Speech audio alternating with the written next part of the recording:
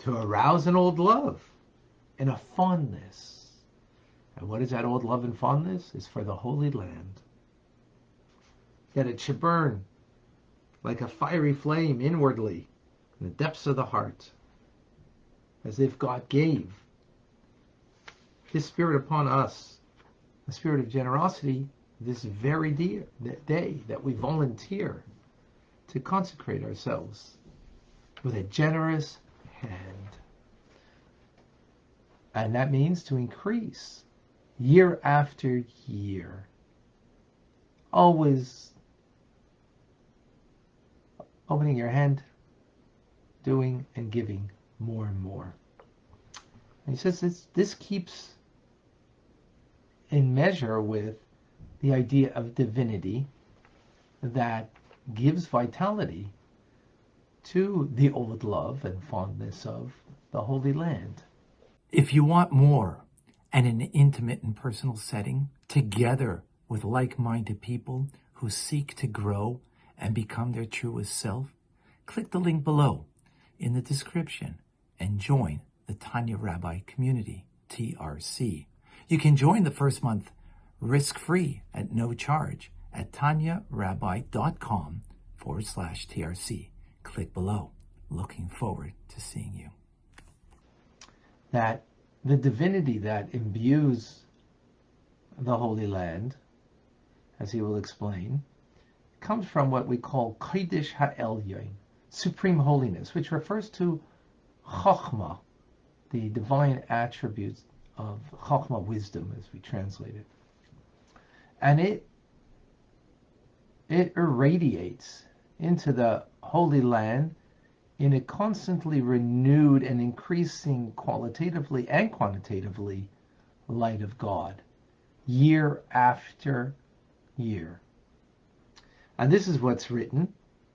We just had in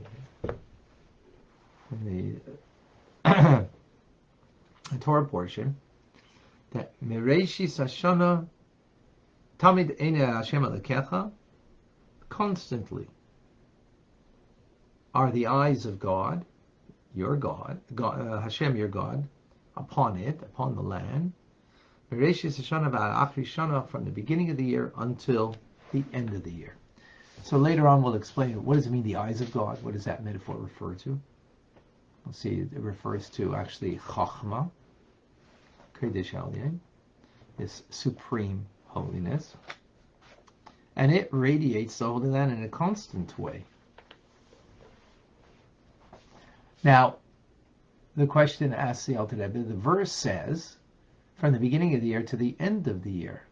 Well, that means obviously continuously, non-stop. So why not just say Li'olam va'ed, everlastingly? However, this will be understood by understanding the verse that says in Mishlei, in Proverbs from King Solomon, Hashem b'chokhmah yisod aretz. God, by chokhmah, right, as we translate wisdom, but not a very good translation, He establishes the earth. So chokhmah is the vehicle or the attribute that is a vessel for the infinite of God. It's the first of the 10 divine attributes, as I'm sure we're all familiar with. So it is the foundation of land, as it says here, Aretz, land. Now, when we speak about land, land is physical land in this world, which is speaking about the ultimate land, which is the land of Israel, of course. But it's also speaking about land the way it is in spiritual form.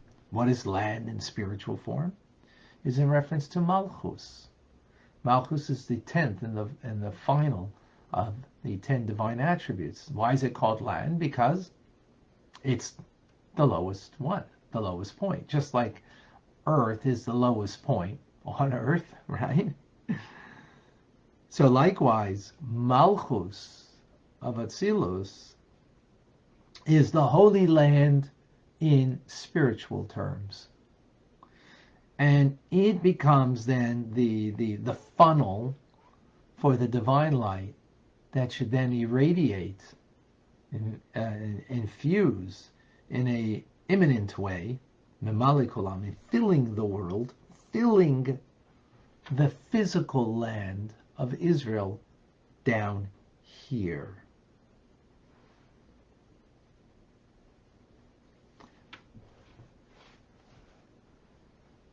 Right, so it is what vests itself, and that's therefore what makes the land holy, the physical land of Israel down here, a desired land of God.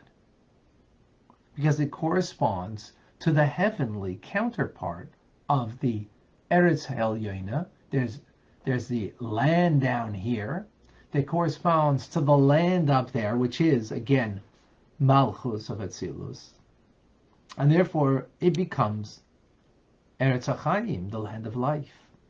Because that's where life is imbued from on high down into this world, a downflow of radiation of supreme Chokhmah, which is the source of all supreme life, right? As Chokhmah animates all that possess it. And since Chokhmah is the conduit for the Ein Sof, the limitlessness of God, therefore, Chokhmah becomes the conduit for renewing annually a new light. Right? Just again, Chokhmah is one with its source, the Ein Sof.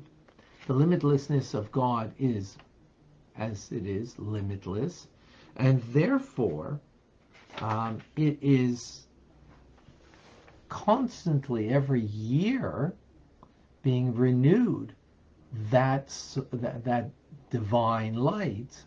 And that's what the verse means. From the beginning of the year to the end of the year, it introduced a new light into the world via from above that is introduced into the land of Israel. And whatever the light was last year is introduced a new light for the forthcoming year that radiates. Now, that's like in the beginning, that's in the middle of a thought that will be continued tomorrow to understand further how that works. But what we see is an interesting idea over here. Is, why is there such a fuss over the Holy Land? Well, because it is the center point of divine light that is brought into this world. It first enters into the Holy Land, right, via Chokhmah, supreme holiness, Chokhmah, that is the conduit for the Ein Sof, for the limitlessness of God. So it is then funneled through the heavenly land. What's the heavenly land? It is Malchus of Atzilus, which is, by the way, the Shekhinah, divine presence. And that then is reflected or is brought down and is diffused into the physical land called the land of God's desire, which is the Holy Land, which is the land of life, because that's where life enters into this world. And from there, of course, it's further diffused. Not something that the Alter Rebbe is dealing with at this point, but it's further diffused into the rest of creation as a result. So hence, it is the focal point of divine light, and therefore the focal point of much concern, of course, in a negative manner, in a unhealthy way, not recognizing. If people recognize that it's the conduit of life that's brought to the entire world, so then there would be a great devotion to the land, to its people, enabling it to fulfill its purpose. But that's a side point to what the Alter Rebbe is saying over here, but an important point to bring out. But we will continue with this thought and understanding. Actually, it's a very profound idea dealing with tomorrow, but the idea of the beginning of the year, which is coming upon us, Rosh Hashanah, how that all ties into this beautiful thought. More on that to come. Any questions, any comments? Rabbi. Yes. So if I may ask, when exactly, is it a specific time of day of the year on Rosh Hashanah that this light of tomorrow's class, sorry. Okay. Thanks. I'm going to keep you at the edge of your seat. You're going to have to come back. Tomorrow's class, that's what it is.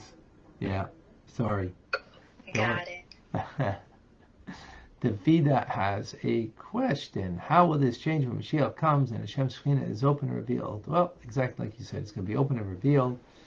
Now we're learning about it. We understand in our mind's eye, but not with our physical eye. Then we'll be able to experience it with our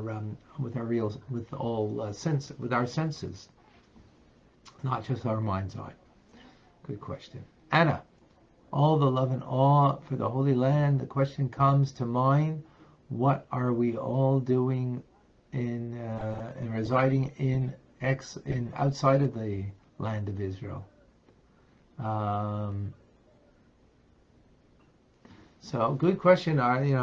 Shouldn't we all then make Aliyah to Eretz Yisrael? That's an excellent question. If we're saying over here that the life force of the entire universe is funneled through, comes from God, and is funneled through the heavenly land to the earthly land that is a juxtaposite or just a reflection of it, and that's what makes it holy. That's what makes it God's desired land. That's what makes it the land of life. Of course, we can corrupt all those things. That's the choice that we have, right? That's the idea. Then we get kicked out of the land because of corrupting that notion. But indeed, that is the notion. So shouldn't we all be there? So some people would say that. The Rebbe says that it's not about being there. It's about creating this reality in a revealed manner, which is redemption, which is Mashiach. And therefore, our efforts are not about bringing about ourselves basking in the light of the divine, but it's about bringing the divine to every corner of this world. And therefore, it's imperative that there's Jews throughout the world, wherever they are, to bring the divine light, the divine teachings, to bring mitzvah, Torah and mitzvahs, to their environment, to their world, to the people around them. So our job is to be soldiers to bring ultimately the fulfillment of the ultimate plan. So to run to Israel, is in fact saying, I just want to be basking in, it's like people who want to run to Florida, to California, or to Mexico to bask in the sun. So why are they doing it? Are they doing it because that's the divine will, or are they doing it because that's their pleasure? Of course, they're doing it for their pleasure. Likewise, you could, to run to Israel could be for your pleasure, spiritual pleasure. I mean, it's not a physical pleasure; it's a spiritual pleasure, which is, of course, amazing and beautiful. That's what you seek, is spiritual pleasure rather than physical pleasure. But there's something greater than that, and that is to be the foot soldier, to do what God needs, not what we want. And what he needs us is to be a foot soldier where we are, to impact our environment. To impact our environment, I don't mean,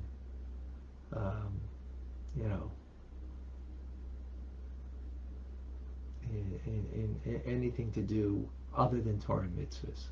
Impact your environment through Torah and mitzvahs, and change the world for good. So your corner of the world that you live in, God put you there for a purpose. He has a need for you there. And for us not to fulfill that need where we are in that corner of the world, to remain secluded, not to impact people with Torah mitzvahs, then is missing the point of why God put us here. So, it's kind of nice to, let's go, let's all run to Israel. And we will all run to Israel. But let's do that with,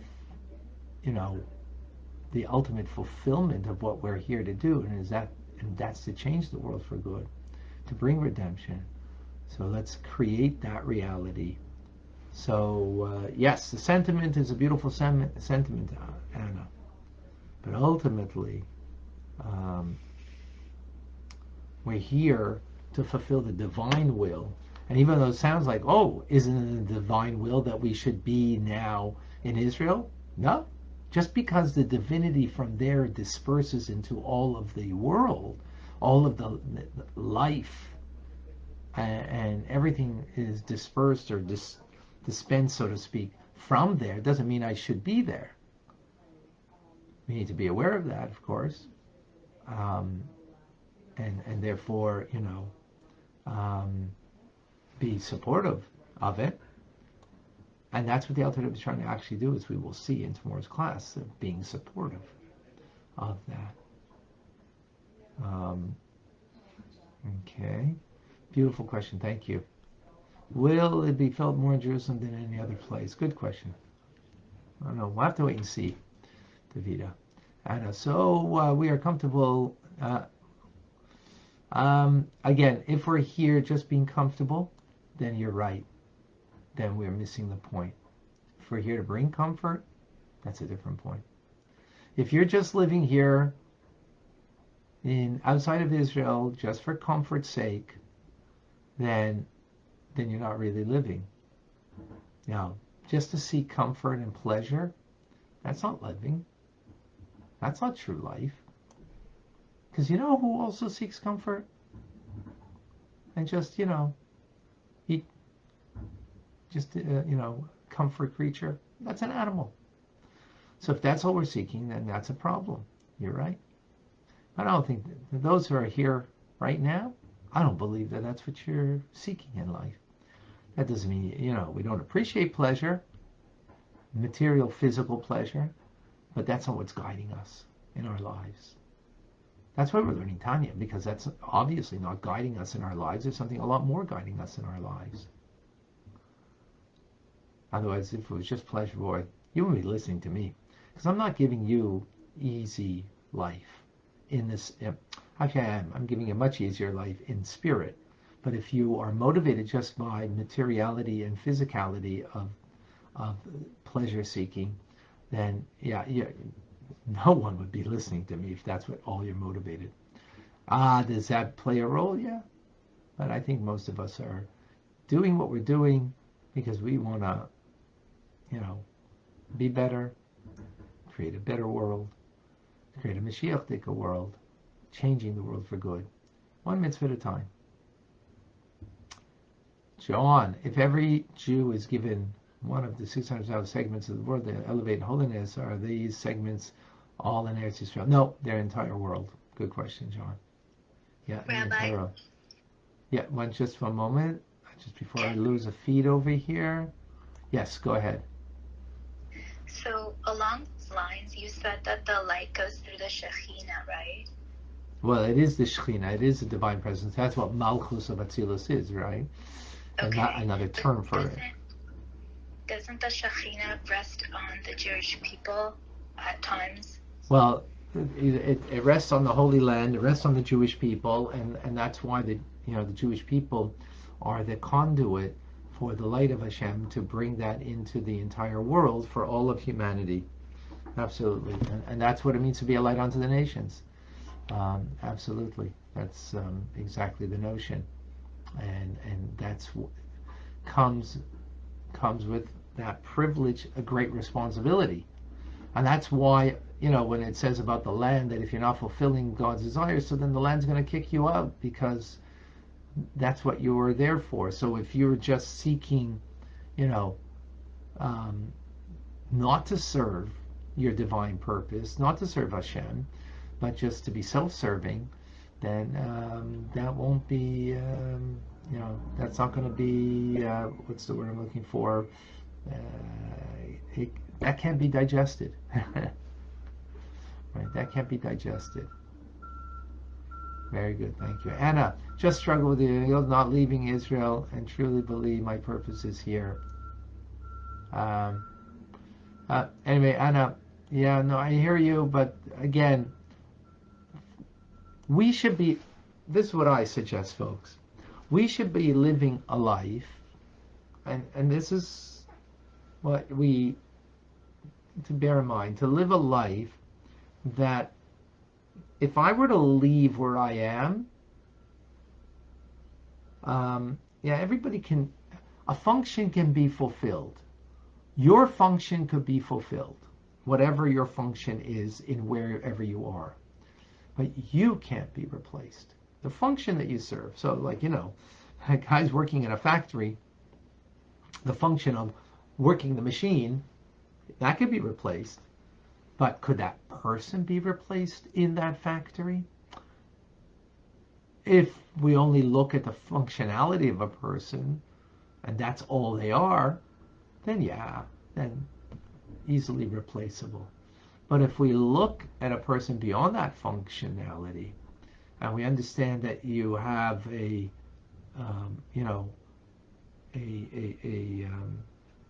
workforce that you're creating, maybe in a factory, maybe it's not as, it may not seem as important and crucial, but I would suggest it is. A bonding, a team building. Well, if you have team building, then, for those who understand that concept, then the function could be replaced, but not the person, especially if they help build a team. So you may only be doing a function of working a machine, but maybe you've built a team. Maybe you're a glue in people's lives. So we need in our community, I'm giving that as a metaphor in a workplace, but in a community that we live in, which today the world is a global community. Proof is all of you that we're all together here, and that's what TRC, Tanya Rabbi Community, is a global community to be able to give ourselves the wherewithal that I'm not merely a function of something, but I am something, and that's something in my world that I am involved in with my family, my community, is essential and important to them. That if I leave, if I'm gone, there's a void. There's a void.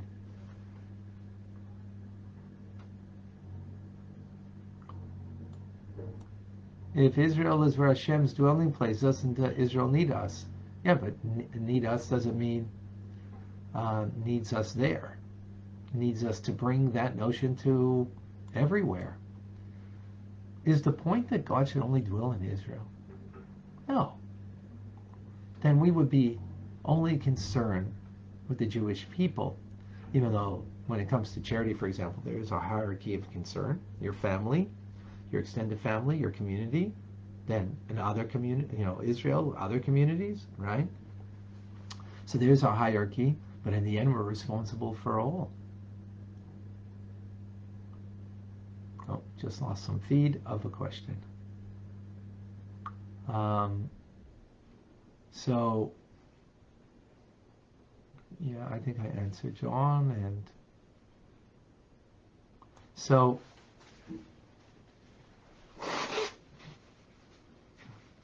Israel not necessarily needs us in Israel. God doesn't necessarily need us in Israel. He needs us wherever we are. Again, we need to make a cheshbon, a nefesh. We need to assess our lives and the impact that we're making. We're here to change the world, not just to change ourselves. Of course, it has to start with changing ourselves. If we don't change ourselves, and we can't impact ourselves and and change ourselves, then we will have a difficulty to change our environment. So we need to start with ourselves, of course. But from there, we can't remain there. There was once a French young man that came by the Rebbe by Dollars, and the Rebbe by Dollars asked him, "What are you doing with Mivtza Tefillin, with the campaign of putting on tefillin with other people and introducing tefillin to people in their lives?"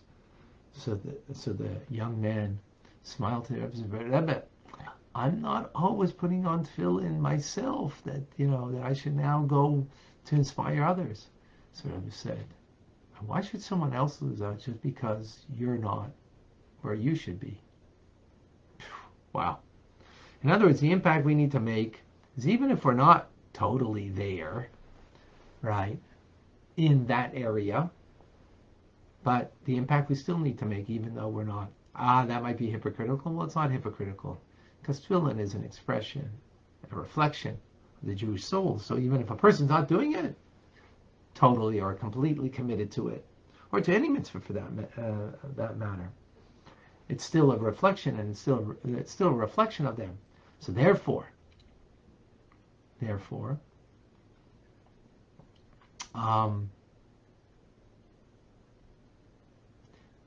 it's something we should share with others, because it's a reflection of them.